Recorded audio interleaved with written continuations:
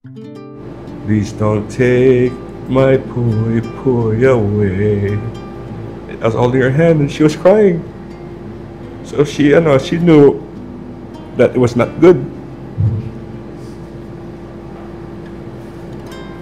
And then Imelda Papin came, they brought the kids with them.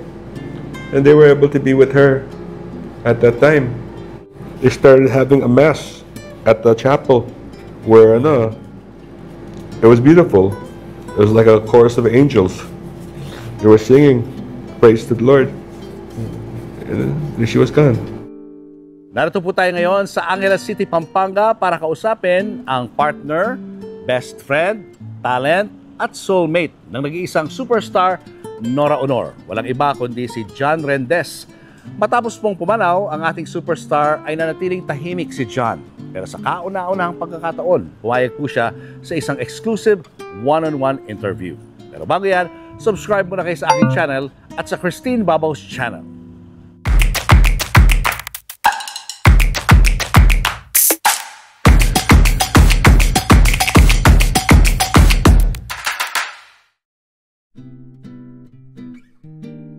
So itong dog na to, lagi mo dala-dala to. Oh, tignan mo. Napaka-needy. Anong name nitong dog na to? Rocky. Rocky, behave. Rocky! Behave ka. Behave ka. Sige nga, ano ba, train ba yan? Hindi. Hindi. Pero alam din ni, kilala din ni Ate Gayan. Oo, dito lagi. Pag kumakain si Ate Gay, nasa lamesa siya sa ilalim lang. Mami niya yan eh. Miss niya mami niya. Shh. Si Ate Gay ba nagpupunta rin dito? Minsan po doon dalat namin si mami. Punta kami sa bahay. Halika dito tayo, no? Kinuha, nainitan pa niya eh. Oo. Come on, pas po kayo. Sensya na po, masigit po yung lugar. Po. Hello po. Hello, mami ko. Mami, Sir Julius. Magandang hapon. Hi, mami. Mainit kami din. Eh, kamusta po? Kamusta po? Ito, kumain kami sa labas. Mainit. Hi! Pasok kayo kasi may aircon dito. I love you. Ito po yung gamit ko. Dala ko galing sa bahay. Puro damit ko. Ito yung galing sa bahay nyo na Ate Kay. Puro madamit ko. Nilipat na rito lahat. Opo. So, ayan ang mga gamit from Saviorville. Doon sa dating tirahan nila ni Ate Kay. Dito na ngayon. Hey, baby. Sa Clark. Sir Jules, pasok po kayo. Apa. Pasok po kayo. Pasok po kayo. Ito yung aming baby. Ano yung baby ko? Opo ko, natutulog siya. Sino naman itong cute na to? Si Baby John John. Ay, sarap ng tulog. Ganyan yan. Apo mo? Opo. Pang ilan?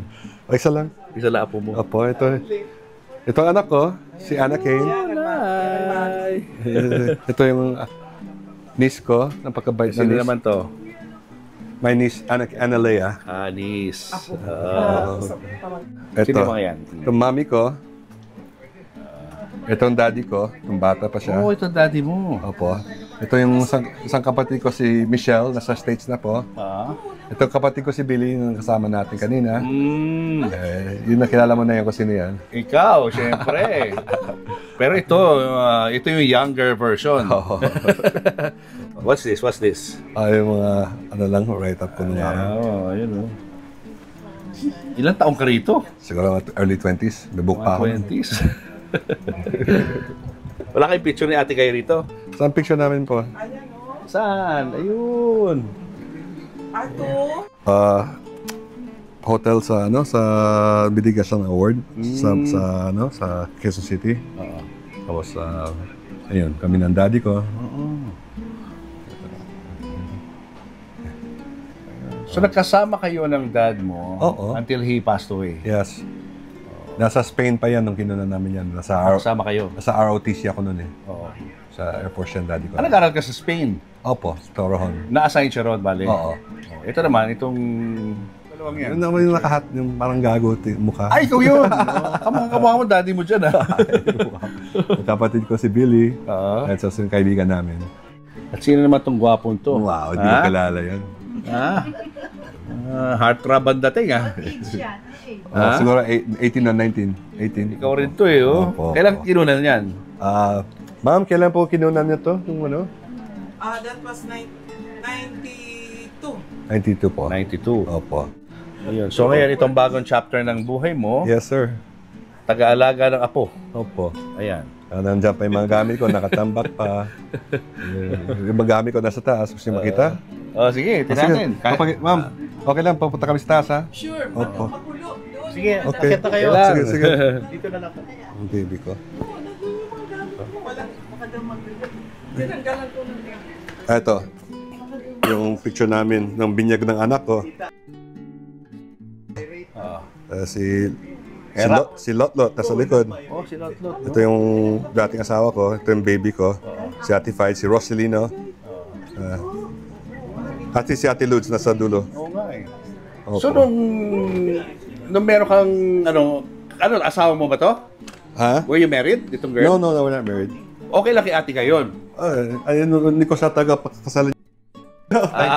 Okay. Si ito, pasensya na po, madilim dito. Okay lang. Yan. Okay. Pasensya na po. Dito, nakatambak yung gamit ko. Puro books naman, tsaka damit ko. Ito. Ito yung mga galing sa Saviorville. Opo. Yan, nilipat Puro na damit, dito lahat ng mga puro gamit damit niya. ko. Ito, dala akong painting. Ito ang dala akong painting, yung ginawa kong painting. Oh, nice. Angels. Opo. Why is it important, itong painting na to? Ginawa ko ito para kay Tigay. Kailan mo binigay yan sa kanya? Matagal na to, sir. Siguro early 2012, nung nagpe-painting pa ako. So now, she's an angel. Opo. Siya na ngayon ang angel. Dala ko mga comic books ko. Mahilig ako sa mga comic books. Puro libro lahat ang dala ko eh. Oo. Yan. Yeah. Kaninong kwarto to? This is supposed to be my room pero inayos namin pa yung aircon. So sa baba ako natutulog sa tabi na apo ko. But eventually, you'll be, staying here sa room na to. Yeah, we'll fix it up. We'll probably move to a nicer location. Oo. Bigger Yung mga house. suits mo. Opo.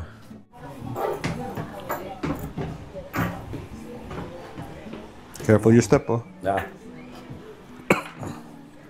Painter ka pala talaga. Oo.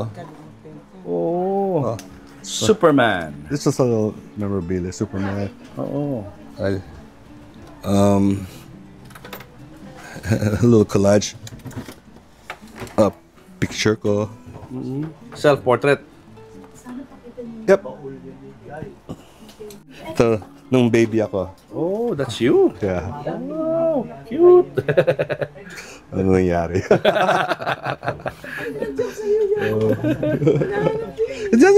Strong in your mind and your kind to lend a hand, a helping hand. Remember when you're fighting the demons inside you, don't become one. Don't be afraid, 'cause there's someone super out there for you. Looking out for you, looking out for us. In this crazy world gone crazy, world gone crazy. I'm not Superman, but I'm gonna save you. Nice. Oo. At composition mo yan. Opo. Yeah. Guys, kasama natin ngayon, Mr. John Rendez. John, welcome to my YouTube channel. Thank you for having me here po. And thank you for allowing us to interview you Opo. about your life and your life with Ate Guy. Yes, yes sir. Si Ate Guy recently passed away and our condolences sa iyo, John. Thank you, appreciate it. How are you? How are you now? I'm moving on po. I'm trying to stay positive. Dealing with a loss of someone you love is never easy, but after the grief, there comes a kind of liberating feeling once you find something to hold on to, like the Lord. This has brought me closer to God. This has given me kind of a purpose to get my life in order and to get closer to God. I pray every day. I'm thankful for all the blessings that have come my way in the past, and now I think it's time for me to reorganize my priorities because my world has been turned upside down. Yeah. It's not been easy po, but maybe that's part of God's plan. So His will be done. And this has been a test for me to kind of magpakatatag, gawin kong spiritual yung aking life, not have to think about the past, the hardships, but more on what the things to come. So we never know what each day will bring, right? Yeah. So we have to put our trust in the Lord. It's a new beginning, new start. Noong April 16, pumanaw si Ate Guy. Were you there when she I was there po. passed I was there po. I was there po. Ano naaalala mo sa araw na yun? Well, when she went for a simple standard operation, which is an angioplasty, kasi di ba sa puso may tatlong arteries, dalawa nang para sa kanya, kaya natatakot siya na biglang atakehin, di ba? So it's a standard procedure. They're just going to clear the arteries they did an angiogram, but there were complications. So one of the arteries was perforated, butas, kasi manipis na yung mga arteries niya eh. Manipis, she's a small person. So nahirapan na sila maghanap ng veins para ilagay yung suki na kami doon sa medical city. Pag mayroon siyang naramdaman na di maganda, takbo kami agad. So and it's supposed to be, we didn't think it was life-threatening. But, she died on a good Wednesday. Maybe God decided na, come on, I'll take you with me na. Anong reason? Bakit siya namatay? Yun nga, karoon siya ng angioplasty, which means that they're gonna put a Stent. yeah, and well, her arteries are very small. Manipis na, so karoon ng butas konti. Oh.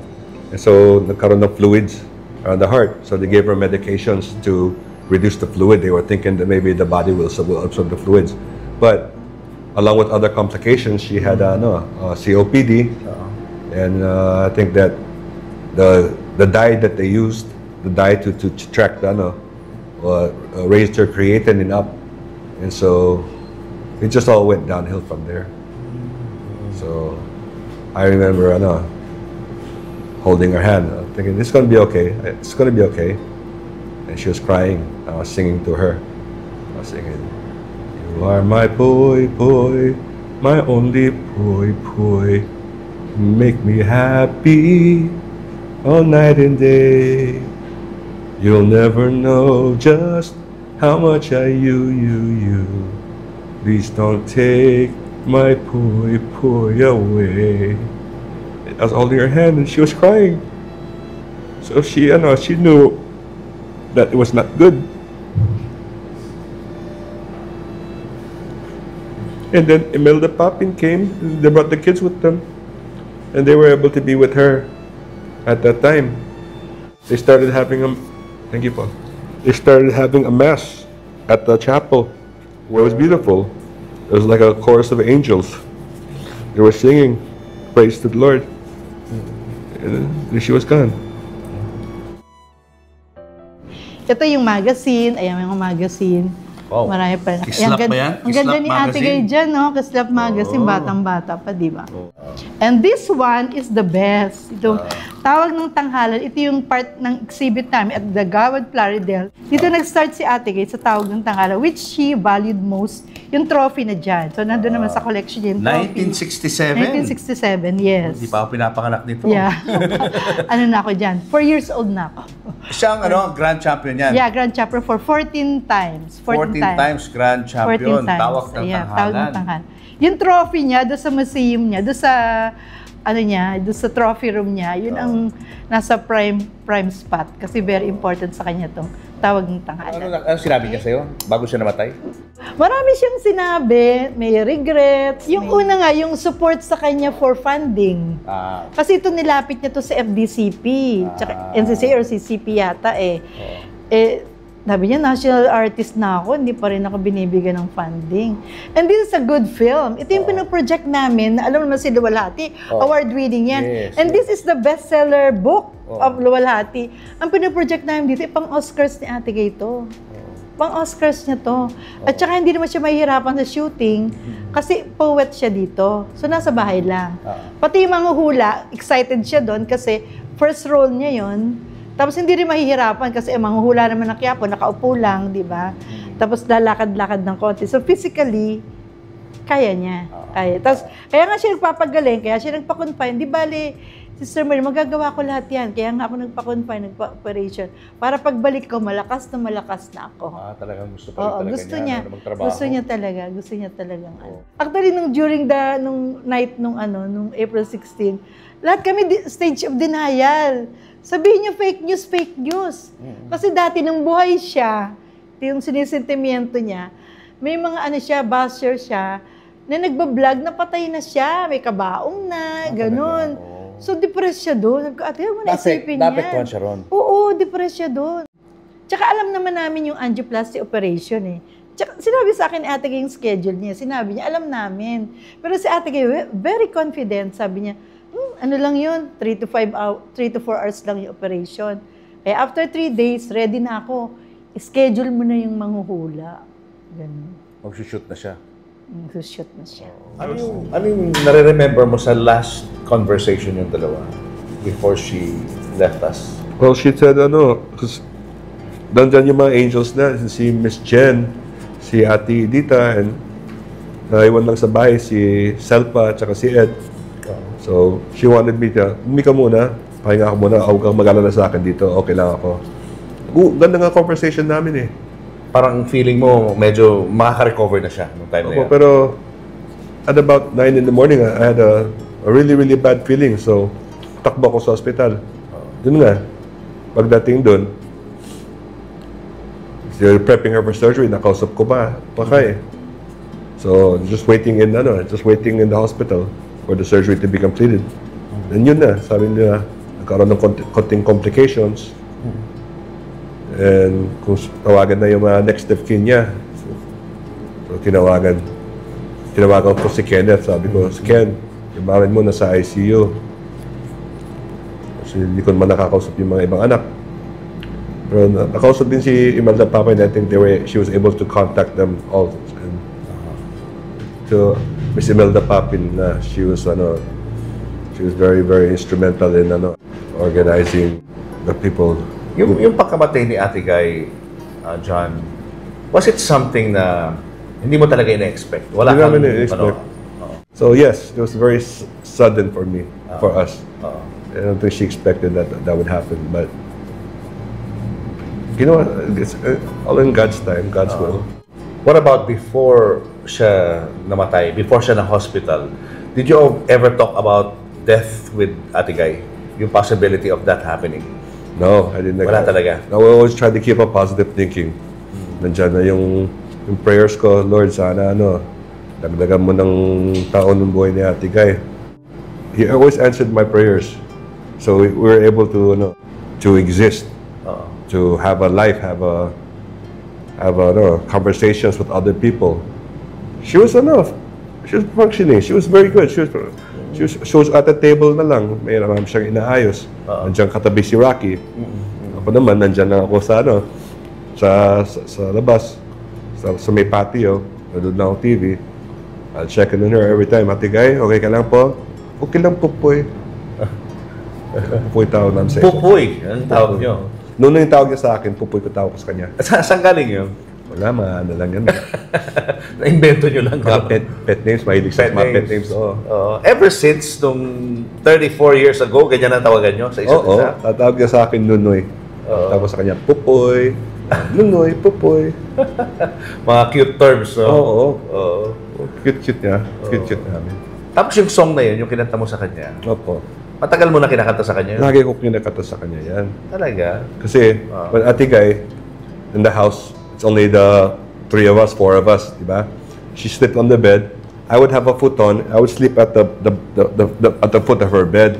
Yan ang sabi niya, pagkatabi kami, siya sa kama, dito ako sa sahig. Tapos lagi kong hinihima siya pa niya, okay ka lang, Pupoy ko. Kasi hindi dito pa niya, cute na pa niya. Nahalikan ko eh. Love you, Pupoy. Ito, saya siya. Noong pa yan, ganyan na setup yun talaga. Opo. Sweet. So 34 years, ano yun, hindi biro-biro yun. Mahabang panahon yan. Opo. Paano mo na kinakaya yun? Di ba parang ang laking kawalan yun for you na Well, biglang may absence na hindi na maibabalik? uh, How are you coping with that? well, I've learned to depend on my family more. Sabi natin, 34 years, being with Ate Guy every day, hindi ko naman pinabayaan yung pamilya ko. Pero na yun, I have to focus on my grandson. May apo na ako 2 years old. I have to focus on my mom. Aiden na rin si mami ko. So, after one mission, another mission na ako. New chapter. Yeah. Family's always been a priority to me. Even when we were with Ate Guy, I would like, kasi yung pamilya ko, pamilya niya rin eh. Kasi pag mahal mo ang isang tao, mamahalin mo yung sinamahal nila at yung pamilya nila. Pag hindi mo magawa yan, ibig sabihin, mahal mo lang sarili mo. Eh, hindi ko naman mahal sarili ko. Mahal ko siya, mahal ko pamilya niya, mahal niya pamilya ko. So, it's not a selfish love. Yeah. You know, trying to juggle the priorities, you know, being with Ate Guy, having my family far away from me. I was living two lives at one time. It's not, it's not easy. Yeah. It's not easy. But now I have to focus on what I have left. Siyempre, kung sino ang mahal ng anak ko, mahal ko na rin. At saka, abay si Guy, hindi mahirap pakisamahan si Guy. Talaga. Napaka-generous na tao. Napaka-generous na tao. Matulungin, mabait. Binibisita rin ho kayo? Oo, pag halimbawa, birthday ko, o kaya ito. Kasi love na love niya ito eh. Ito? Itong Oo, love si Bunso? Ito, si Baby JJ. Oo. Nagpupunta yan dito. Pag birthday niya, binyag. Binibinyagan namin ito dito eh. Nandito si Guy. Oo. Love na love niya ito eh. Ano ho naramdaman nyo nung nalaman nyo na wala na siya? Niyak siya. Sabi ko, kailangan mag-move on ka. Kasi magagalit sa'yo yan pag hindi ka mag-move on ka na. Alam niya. Oo. Halos araw-araw ho umiiyak. Oo, kaya sabi ko, binabayaan ko lang siya pag halimbawa naghahanap siya ng mga kausap. Dahil pag nandito sa bahay yan, labas, pasok, naninigarilyo. Sabi ko, sige, you can go ahead. Yan lang lugar na pinupunta niya, mga Amerikano. Nabait naman mga Amerikano dyan. Hanggang 8 o'clock, 7 o'clock, dito na yan siya. Hindi yan umaalis ng dyan lang yan siya. Hanggang ngayon po ba, ganun pa rin siya? Hanggang Oo, ngayon? ganun pa rin. Naawa nga ako eh. Sabi ko sa kanya, kailangan ang mga binilin sa'yo, ng marami kang natutunan sa kanya, yung pagdadasal. Madasalin yan eh. Yan, dyan nakuha niya kay Mama Guy, turo yan. Yung mga upo, yan. O magalang, ano? Magalang, oo. Kaya yung mga ibang Amerikano dito, pag nagsasalita yan sa mga kaibigan ko, upo mami, upo. Sabi, dito lang Amerikano nakikita ko nag-uupo. Kasi mga Amerikano hindi nagpupo-upo. Siya, kahit sino, kahit bata sa kanya, inuupo, upo. Kay Mama Guy yan. Sabi ko, maraming natutunan ka kay Mama Guy na mga magandang asal. Bilang isang ina po, Nay, ano ho nararamdaman nyo kapag may mga naninira po sa anak ninyo? Masakit dahil hindi naman totoo. Kaya sabi ko sa kanya, huwag mo nang pansinin. Kasi kung minsan naiinis siya, siya ang sagot niya, huwag na.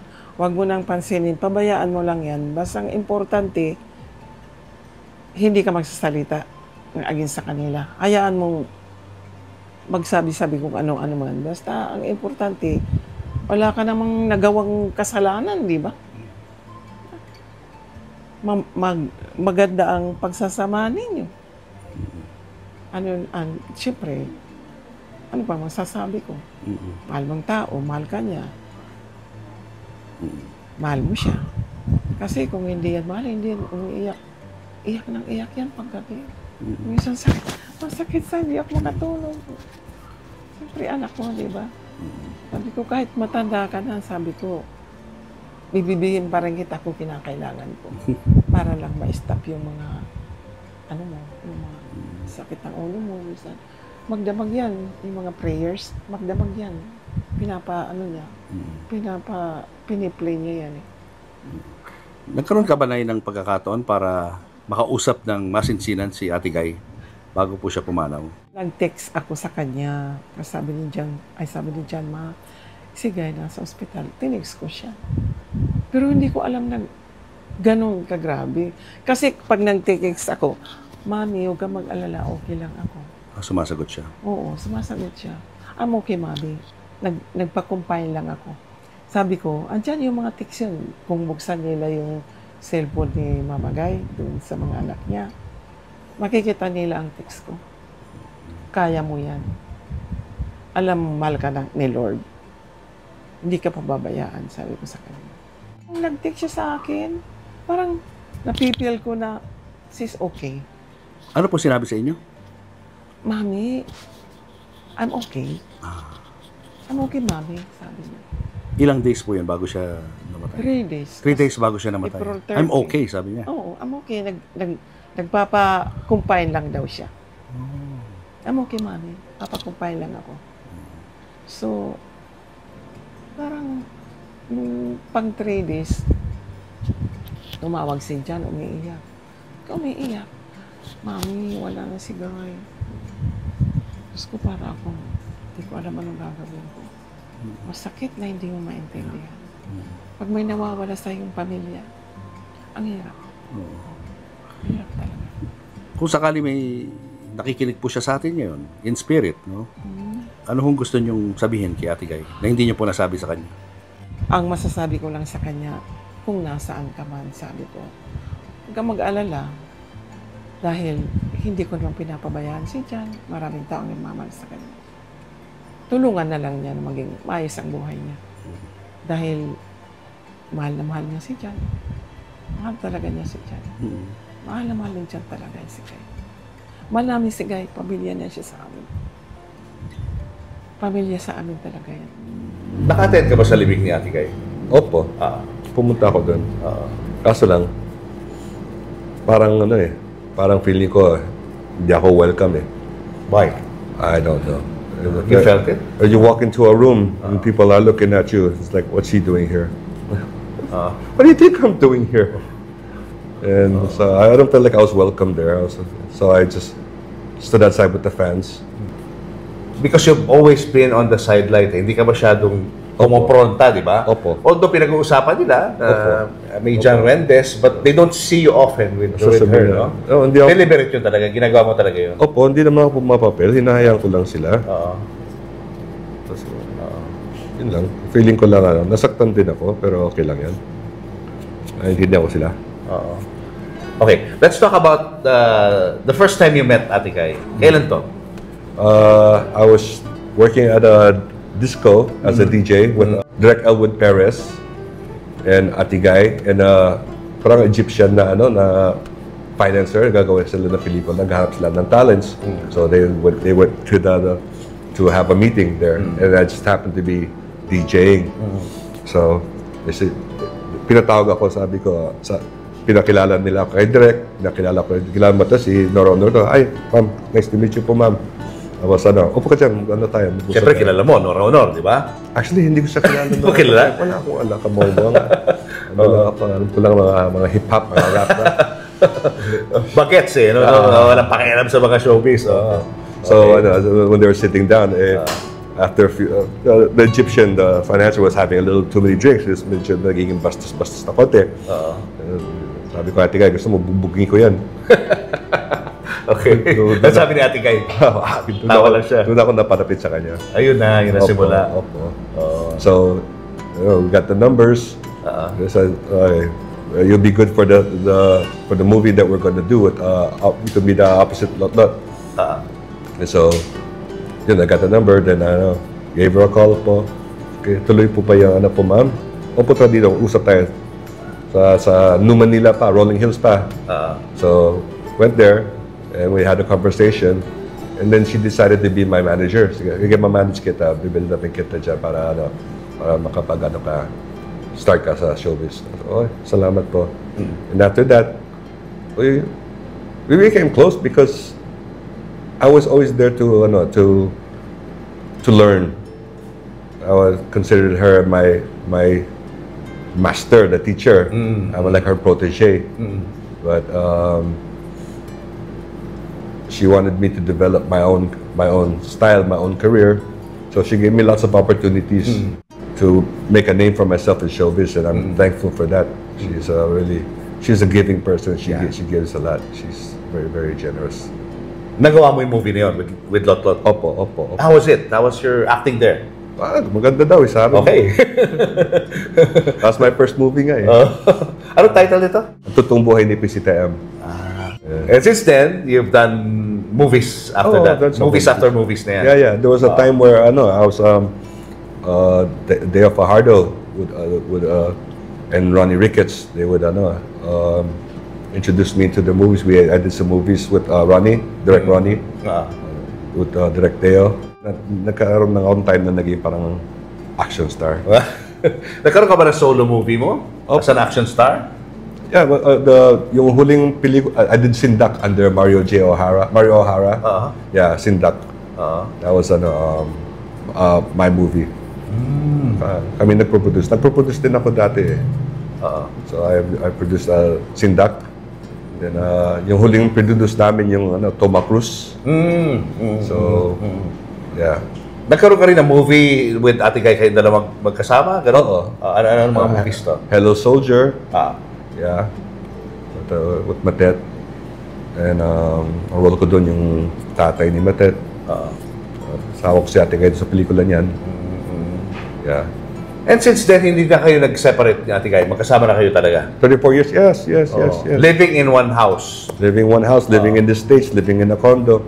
Ako yung driver niya. Ako yung taga-bit-bit ng bag niya. Alalay. Super alalay. Super alalay. Tapos iniwan mo na yung family mo rito? So, okay. Doon ka na kay Ate Guy talaga? Ate Guy na ako. Pero bumabalik-balik ako dito. Hindi mo sila pinababayaan. Pero yung priority ko doon, to make sure that Ate Guy always has parang a friend. Kasi alam mo sa buhay ni Ate Guy, maraming in and out. Yeah. Pero hindi ko siya iniwanan. All that time. Because I felt like I was on a apostolic mission. Ang tingin ko sa kanya, she's bound for heaven because she's such a good person. So, the feeling ko sa kanya, the angels were with her, the Lord was with her. And just by associating with her, maybe I could also get into heaven someday. Naging parang mommy ko na din po siya. Talaga? Lahat naman po. Naging close ba kayo ni Ate Guy? Opo, kasi po nag-stay din po ako sa kanila. Nag-stay ka doon? Opo. Paano kayo nalagaan ni Ate Guy doon? Parang din po anak niya. Talaga? Until what age? Ano po, nung bata po kasi ako, doon po ako nakastay sa kanila po sa Manila. Tapos po, nung umuwi po ako dito, mga bandang after ko po mag-18, nandun po ako sa kanila. Tapos, pero hanggang lang po ako doon, mag-20. Ano naalala mo sa kanya? Hindi mo makalimutan na kwento. Mahilig po siya makipagbiruan. Talaga? Opo, makulit ba yun? Opo, mahilig po siya mag-joke po, gano'n. Lagi niya din po, pinagtitripan po minsan yung parang, ay, mahilig po siya biruan. Talaga? Hindi masungit, ha? Hindi naman. Mabait? Masungit lang po siya pag pasaway po ako, gano'n. Pag halimbawa po, late na po ako nagigising, parang, ano na, Ana, ganyan. Gising na. Parang nanay na nanay talaga. Opo. Sobrang thankful din po. Nung nakaalis ka na sa kanila, nagme-message pa rin siya sa'yo? Yes. Kinakumusta ka lagi? Minsan din po, pero parang konting sermon na parang, wag kang bad girl dyan na. At ngayon, meron ka lang ang anak. Yes po. At sabi ni John, tutulong daw siya sa pag-aalaga. Opo. Okay ba sa iyo yun? Oo naman po. Hindi naman po pasabay si baby. Sobrang bait din po ng baby ko. Ano pangalan ng baby mo? John po. John, pinangalan mo sa daddy mo. Kasi po request po nila. Dapat pinaghalo mo yung John at Nora. Kung sana... Diba? Kamusta si Ate Guy kapag kayong dalawa lang magkasama? Ano ugali ni Ate Guy? Spoil ako kay Ate Guy. Spoil ako kay Ate Guy. Mahal ako ng tao yan. So, spoil din siya sa akin. Lagi may po, lagi may ho. She taught me how to be respectful to other people. And she taught me how to also be respectful to the fans. And Because before, hindi ka gano'n? suplado ko nun. Suplado ka? Medyo konti, pero you have to learn our right manners, good conduct. You have to learn that. Yan natutunan ko kay Ate Guy, how to be a respectful person to even the people who are like are medyo not nice. You have to be respectful to everyone. I remember before, you used to rap, di ba? Yes, sir. Yes, sir. Nung time ba na nakilala ka ni Ate Guy as a DJ, nag-rap ka na nun? Opo. Tapos nag-record ka rin di ba? Opo. Ng mga CDs mo. Opo. Oo. Yung first album ko, Metal Dog John Mendes, under Viva Records. I did that. Produced nun si anak ni Vic Del Rosario. Then I did I transitioned to other types of music, singing. She taught me how to be diverse in my talent. Kasi she saw in me that I had talent, I had potential, and I was very creative in my art. So first and foremost, nakita niya yung pagka-artist ko, and that's the basis of our relationship, is for the arts. Yeah, everyone has their own talents, and she saw that I had many talents, so she believed in me. She didn't keep me around just because I was pogy or something. She believed in my talent, and she wanted to manage me and produce me. That's the purpose of our relationship ever since the beginning. She wanted me to be successful in my career because she saw that I had potential. And so sinasama niya ako sa mga projects niya kasi believe siya sa talent ko. Ano yung song for Ate Guy? For Ate Guy, I wrote a song called Why Can't We Ever Get Along? Sige. Why can't we ever get along? You know I'd never do you wrong. You make me so confused, 'cause I don't wanna lose you. I never said I was that strong, that I couldn't make it on my own. Can't you tell me, why can't we ever get along? Oh. Medyo malungkot Opo. Bakit yun? Bakit why can't you get along? No, that's just it was a hypothetical. So just as an artist, you have to be creative. You have to think. Sometimes you have to, But that song is about sticking together through thick and thin, and sometimes may ups and downs. I wrote that song a long time ago. It's not necessarily for Ate Guy, but it's just a song I wrote during our time. What makes her sad muna? Bakit nalulungkot si Ate Guy sa iyong pagkakaalam? Never ko siya nakita umiyak dahil sa kalungkutan. Lagi siyang fighter. Talaga? Lagi siyang fighter. She's the strongest person I've ever met in my life. Isipin mo. Even in the face of challenges, intrigues, hindi niya pinapakita yung she's a master weakness of controlling her emotions. And controlling her mouth. She didn't siya basta-basta lagi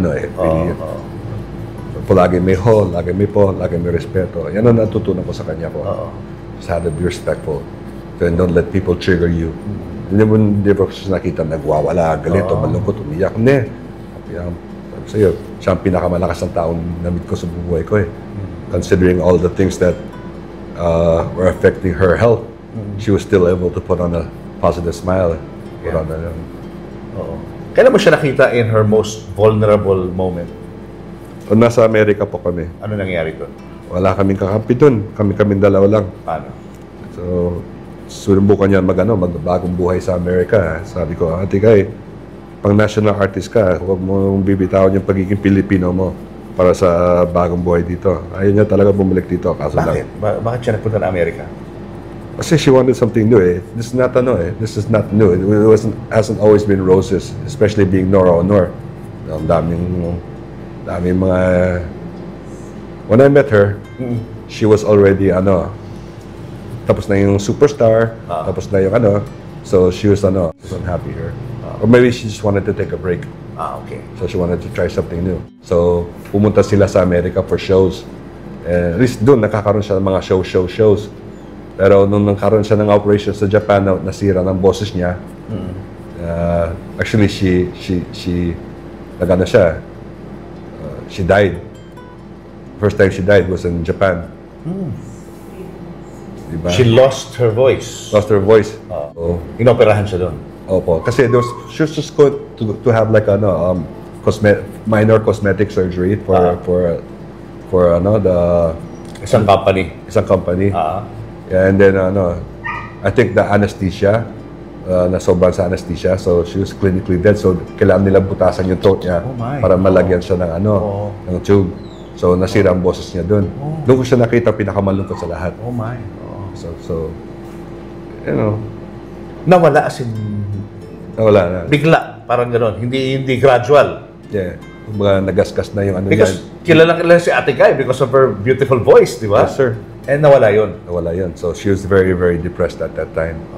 So kaming dalawa lang makasama dun. So I just had to be her support system. Doon mo nakita talagang down na down siya. Umiiyak talaga siya doon. Umiiyak siya doon. Parang nasira na parang nasira, natatapos na yung mundo niya. Kaya nga ang term mo, first time she died. Yeah. She died that day. Clinically, yeah.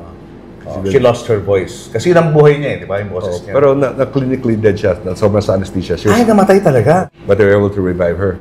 That's the first time. She died 3 times, okay? First time was here, in Japan.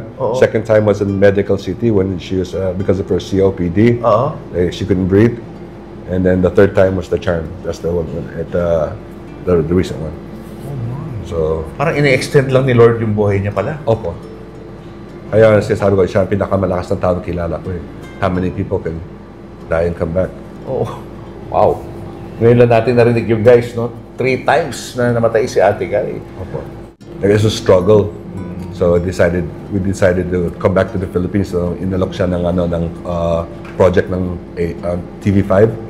So we were staying in Eastwood at that time. So Ate Guy is multi-talented. She can sing and she can act. So she's very good at that. So nawala na yung singing niya. Nag-focus na kami sa acting niya. Sa career as movies. We're producing movies, producing television shows. And guest siya. Ito, I want to put this out in the open kasi ito, usap-usapan to sa labas. Anong opinion mo doon sa mga ganong klase mga sinasabi nila na nagtitake siya? Hindi siya nagtitake ng drugs. Pambabash lang sa kanya yan. Hindi totoo yun? Hindi totoo yan. Kalit siya hindi naman nakakatulong sa pag-aarte niya yan. Hindi naman nakakatulong sa pagkakanta niya yan. Ba't niya gagawin yan? She was a saint. She's a very, very good person. Ikaw rin, hindi ka rin gumagamit? Galit ako sa droga. Ayaw mo talaga? Ang bisyo ko lang, yosi, alak, tsaka pagbabike. Pero binabawas ako ng yosi. Pareho kayo ni Ate Guy, dahil si Ate Guy mahilig din, no? Opo. At mahilig din siya uminom? Hindi siya mahilig. No. Smoking. All those things that they said about her in the past, wala ako dun. Wala na ako alam dyan kung ano niyan. But from the time that we were together, we were living very, very clean. We had a clean life. We trying to get closer to the Lord, trying to get our life together. Opo. Importante sa kanya lagi yung takot sa Diyos. Hindi yung kung anong sinasabi ng mga tao. Kasi that's part of her mystique, is her aura. Kung meron man siyang past na ganyan, wala na ako alam sa ganyan. Hindi mo na nakita yun? Hindi ko na nakita yun po. Ang tagal na nun kasi 30 years kayo, mahigit 30 years kayo magsaya, wala ka nakitang gano'n sa kanya? Earlier, wala po. Ang nakita mo is yung pagkakaroon niya ng mga sakit na, no? Hindi po. Natanggal na niya yung pag-iinom, tanggal na rin yung pag-iyosin, nandun ako. Kailangan tanggalin ko na rin yung Yossi. Oo nga. Oo, ikaw. Tigil mo na yan. Baka yun ang gusto mangyari ni Ate Guy. Sir Julius. Di ba? Yun ang ano sa'yo ni Ate Guy. Stop it. Nakaroon na ako ng konting depression. Hindi dapat mangyari sa iyo yung nangyari sa kanya. Opo. Yung nangyari sa Amerika na nagkaroon siya ng case doon? Well, yung story niya nun, nasa San Diego siya. Saka maraming mga fans. They were giving her, she was boarding their planes. Ate Guy, ito, gift namin sa ito. Tapos dumaan siya ng sa Customs, immigration. Opo. Biglang nakita sa x-ray. Sino ba naman tanga magdadala ng ganyan para mahuli ka? Di ba? Yun, pag may gagawin ka, siguro lalagay mo sa bag mo, upang na ang bag mo. So, one of those gifts was it was a setup talaga. Nilagay sa bag niya. At gift to, naka-box pa nga naka-bow tie pa nga Hindi nakaalis si Ate Guy because of that sa Amerika. No, after the US courts said that this person is a person of extraordinary ability. So she was already going to be given citizenship. They wanted her to be so they decided na we just dismiss the case. It never happened. At na-prove din yun nung nagkaka-deliberation for national artist, di ba? Opo. Kaya naging national artist si Ate Guy, na-prove na hindi talaga totoo yun. Hindi totoo yan. Hindi naman siya magiging national artist kung totoo yan. Yes. Sabi ng US court systems, this never happened. It's not true. Oo. Meron ba si Ate Guy, insecurities na, syempre, nawala na yung voice niya, nasi-share ba niya yung frustrations niya sa'yo? Ito ay isang aral para maging matatag ka. Kailangan pag walang ganyan sa buhay mo, then you're not then it's not worth it because the truth is not always easy. If it was easy, it wouldn't be the truth. So they have to work at your craft. You have to work on yourself. And ano ba naman kung marami kang honors if you gain the world but you lose your soul. You become a puppet. Hindi naman siya puppet, hindi mo nga pwede turuan si Ate Guy. Siya masusunod. Siya yung siya yung master. Meron ba siyang tampo sa industriya? I'm sure meron siyang tampo. Pero mahal niya yung industriya to. Ito nang bigay sa kanya ng buhay.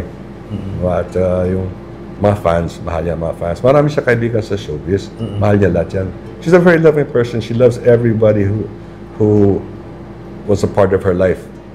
Kaysa everyone loved her because she was that kind of person. Paano mo i-describe yung pakiramdam ni Ate Guy nung binigyan siya ng National Artist Award? For me, it's long overdue. Matagal na yan Parang anong biro namin. Hintayin nila mawala ka bago nila ibigay sa iyo. Pinag-usapan niyo yun, ha? Oo. Gusto rin niya na makilala siya. We're very thankful to former President Rodrigo Duterte and Senator Bongo because they were able to facilitate that to give her the awards before, while she was still here, not posthumously. Yes. So that's a very, very big honor for her, and we're very, very thankful to the administration in the past. Other administrations, they were always looking for a reason not to support her because of maybe yung pinakamalaking pagkakamali niya ay maging active sa politics. Hindi siya dapat nagano sa politics niya. Pero she's parang activista yan lalaban. I think that's what contributed to a lot of her stress also in the end. Di siya natulungan ng mga natulungan niya. Ayaw mo yun? You're against it? Yung pagtakbo niya? Okay. Tumakbo siya, di ba? Governor? She wanted to talagang try to run. After that, she got disgruntled and said never again. Di na maulit. So, itong huli, parang inalok siya na tumakbo para wala labag sa kalooban niya. So we did everything we can to get out of it. Yeah. And yun na. Malaking panghina sa kanya yun. Anong meron sa politics na nag-trigger nito? ayaw kong magsalita ng laban kasi sa mga ano niya, mga political agenda niya. Pero hindi lang talaga para sa amin talaga. Hindi na. Mali kami, dapat hindi siya pinasukan yan. Kanina natanong ko sa iyo yung mga malulungkot na moments sa buhay ni Ate Guy. Anong nag-stick sa iyo sa memory mo na mga magaganda? Mga happy moments with Ate Guy. Ano yun? Yung happy moments namin, yung pagtatanggap niya ng mga awards, kasama ko. Ako nag-escort sa kanya. Malaking ikinatutuwa ko talaga na makita siyang masaya kahit pagod siya. Pag kumakain kami, lagi niya tuturo sa akin, magkasama tayo kumain. So, sa mesa kami, kain na. Kasi, pangit naman yung kakain siya mag-isa, kakain na lang ako mamaya. Lagi ko sinasabay niya as much as possible kumain. Kasi, minsan magda-diet din ako eh. So, upo lang na lang ako, kaya ka siya kumain. Pero pili na rin yung makakain niya, hindi siya pwedeng kumain ng mga yung masasarap, yung matataba kasi sa puso niya, cholesterol. So, medyo malungkot siya, hindi niya nakakain yung gusto niya kainin. So, naghahanap siya ng iba-ibang foods. So, naisip ko rin, magluto din ako mga foods para sa kanya. Kaya mga vlog ko sa kanya. Para maging maiba naman yung hindi lang puro isda, kanin. Paulit-ulit. So, we're trying to find healthy alternatives for her dining option. Kasi ikaw nagluluto? Hindi naman palagi. Minsan. Nagluto ako, special na yan. Ano pa naaalala mo ng mga memories? Yung mga ano lang namin, yung conversations lang namin. Holding her hand, Ate Guy, okay ka lang? Kaya mo yan. Tis-tis lang tayo, okay? Kaya mo yan. Natutulog siya, nanonood siya TV, siguro nag-iisip siya. Doon ako sa baba, ito kama, dito ako sa futon. Kasi ayaw ko siya matulog na walang kasama eh. Kasi minsan pag nananaginip siya, umungulong siya. Ate Guy, okay ka lang? Okay ka lang? Kasi ayaw niya she had dreams, bad dreams. She'd always remember her dreams. And nakita ko si Mama, nakita ko si Papa. Tinatawagan na nila ako. Sabi ko, mag-isip ng ganyan, di totoo yan. Kailan yan? Later sa life niya, yan? Yung mga dreams na yan? Yeah, she always dreams about her family. Later in life na? Yeah. Parang sinusundo siya, gano'n? Yan ang feeling niya. Yan ang feeling niya. Sabi ko, huwag mag-isip ng ganyan. Ano lang yan, paparamdam sa'yo, mahal ka nila, miss ka nila. Yun lang yan. Isipin niya ganyan. Pag natutulog siya, tingnan ko siya, okay ka lang? Yung paa niya, mamasahe ko pa niya. Yun na. Sleep na. Meron ba siyang hindi nagawa na dapat ginawa niya? Yung marami pa siyang gustong gawin. Parang naubusan lang kami ng panahon. Marami pa siyang plano. Ano yun? Nagpo-produce siya. Gagawa siya mga pelikula. Yung ganyan. Kasi malakas pa naman siya. Kasi kahit na mahinang katawan, malakas ang pag-iisip niya. Ano lang yan, minsan kinakapos lang sa hininga dahil sa COPD niya. Pero, kahit may sakit siya, nagagawa na siya ng may ilang pelikula. Yun lang. Ano mga regrets niya? Just time. Ran out of time. Yun. Nababanggit sa'yo yun. Parang Opo. Minsan may araw na malakas siya, minsan may araw na pagod siya. Kahit pagod na siya, kailangan na magpahinga konti. Kaya naman niyang gawin yung lahat ng gusto niya. Kaya naman niya yan. Kaso lang, mali kami eh. Hindi dapat siya nagpa-angio eh. Hindi ka sang-ayon doon? Hindi siya dapat niya ginawa yan. Dapat. Kasi, dapat tiniis niya lang muna. Tapos imbes na lilipas din yan. Kung kailan nila inopera, doon pa siya kinuha. Sabi niya, gagawin ko to para malakas na, maginawa na ako, magagawa ko na to. Don't think it was... You were against it. Sinasabi mo sa kanya, wag mo tuloy yan. Hindi ko sinabi sa kanya. Hindi mo sinabi. Sabi nila, standard procedure lang to, okay lang to, minor lang to. Wala, you don't know what God has planned. Maybe it's just God's will. Dati, ang relationship nyo, syempre yung di ba, close kayong dalawa and all. But nag-transition na yan into another level of relationship. Oh, May binabanggit ka. Anong tawag sa relationship na yun? Friendship. Friendship and? Friendship and mutual respect. And as much, the people, they adore her, I adore her. Naintindihan ko yung pagmamahal nila kay Ate Kay kasi ganyan din yung pagmamahal ko sa kanya. She's the best. She was the nicest and best person I ever met. I'll never meet anyone like her again, like that again. So I miss her a lot. Why do you consider her your soulmate? Because maybe in another life things were reversed. Maybe I was older, she was younger. It's like we knew each other already. We have parang nababasa ko yung isip niya, nababasa ko yung isip niya. I can't lie to her. Wala akong matatago sa kanya. Alam na niya, isang tingin lang, alam na niya eh. You know? And after 34 years, what kind of relationship do you think would develop? You know, it's not something that, you know, that you can fake for 34 years. Yeah. That's crazy. Yeah. Iba yun. Ibang level yun. Yeah, I was lucky to be a part of her life for 34 years. Ano sa tingin mo ang hindi alam ng mga tao na alam mo about her? Well, I know a lot of things. Those are personal.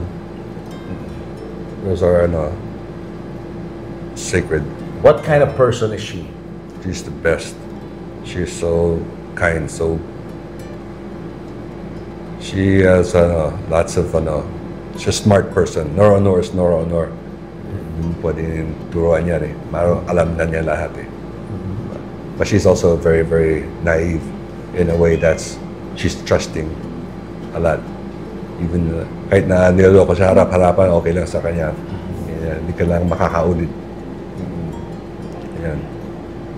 Yeah. Yun din ang niya. Ang weakness niya minsan, very trusting siya sa ibang tao. Well, sometimes you have to get along with people even if you don't trust them because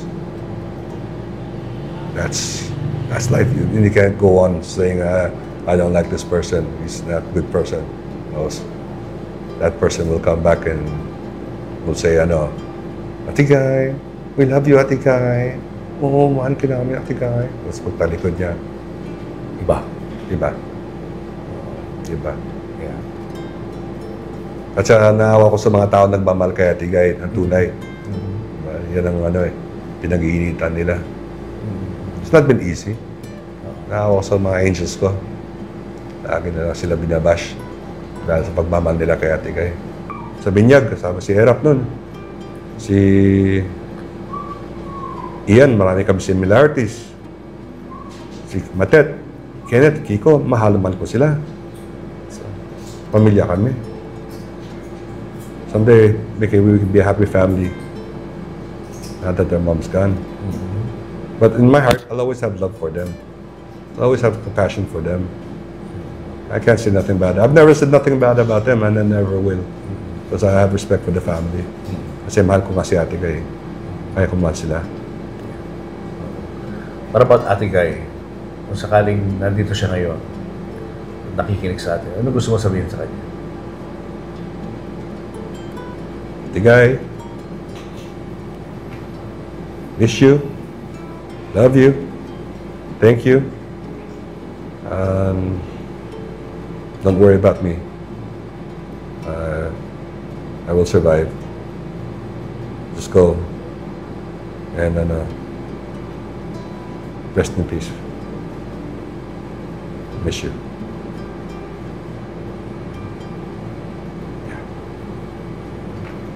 How will you move on with your life now, Jan? One day at a time. Ignore the bashers na lang. Hayaan mo sila. Hayaan mo sila. Dami nagbabash sa akin. Hindi mo na pinapansin yun? Ay, what's new? Matagal na nila ginagawa sa akin yun eh. Ever since naman. My career has not been easy. Yeah. It's not been easy. In fact, sinabihan nga ako dati nung nasa Vicor Records ako. Huwag ka magpaano kay Ate Guy kasi mahihirapan ka sa career mo. I don't care. I don't care. Ito mo na ka. Itong side na chinus ko. Oh. I'll stick with my Yeah, kasi mahirap yun pag na-link ka sa isang maraming fans na superstar, di ba? Yeah. Nandun yun kaakibat yung mga basher talaga Okay, nasanay na ako. Sanay na ako. I don't care. Was there a time, bunti ka lang sumuko, parang ayoko na nito. May ganun? Di ba moments sa ganun? Siyempre. Kaso lang. What kept you, with Ate Guy? Ay, ayoko siya iwanan nung walang kakampi. Hindi ko siya iwanan. Hindi ko nga inisip sa sarili kong career. Hindi ko naisip nung, basta, kumbaga, parang na lang ako dyan, aid niya ako, support niya ako, tao niya ako, boss ko yan.